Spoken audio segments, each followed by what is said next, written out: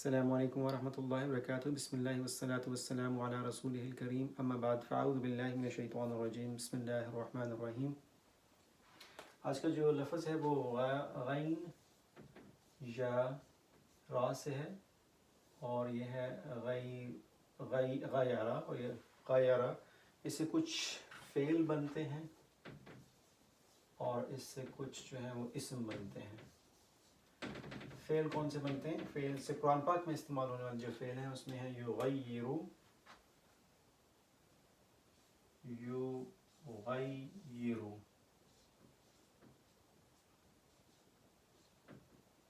یغیرو اور یتغیر، یتغیرو.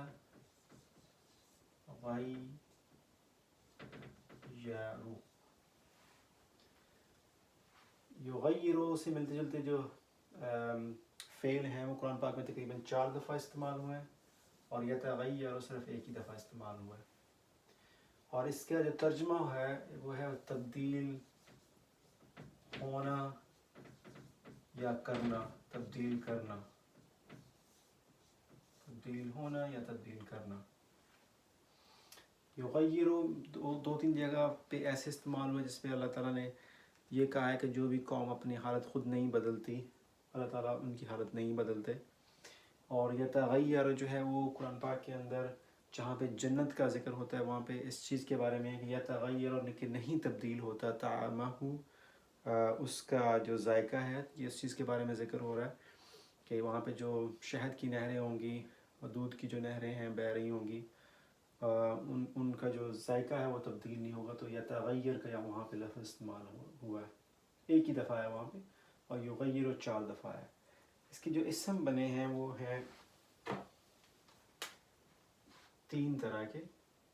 ایک جو ہے وہ غیرن ہے،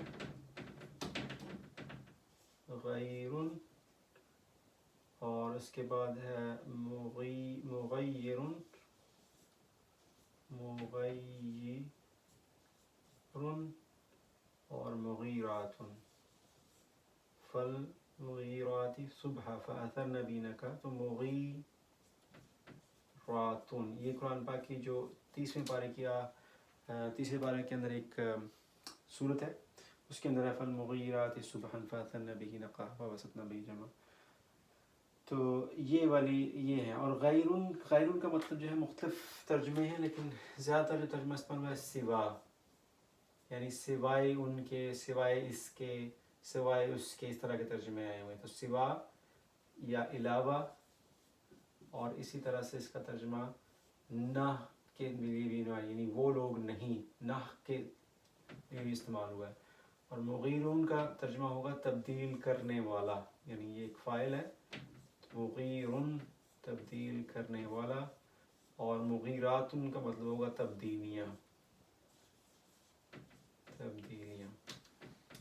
تو یہ جو ہے غیرن کا لفظ کو قرآن پاک میں 147 دفعہ استعمال ہوا ہے، 147 دفعہ یہ استعمال ہوا ہے، ایک دفعہ یہ استعمال ہوا ہے مغیرن اور مغیراتن. اب جو غیرن ہے اس کو تھوڑا سا وضاحت کر دیتا ہوں کہ جو غیرن ہے یہ آپ کو پتہ ہے اس کی 3 حالتیں ہو سکتی ہیں. غیر کی جو 3 حالتیں ہو سکتی ہیں، غیرن بھی ہو سکتا ہے، غیرن بھی ہو سکتا ہے، اور غیرن بھی ہو سکتا ہے جو تیسرا ہے، غیرن. تو غیرن، غیرن، غیرن، فرق کیا ہوا ان کے اندر؟ فرق یہ ہے کہ یہ جو ہے رفع کی حالت میں ہے غیرن، غیرن جو ہے یہ نصب کی حالت میں ہے، اور غیرن جو ہے یہ جر کی حالت میں ہے.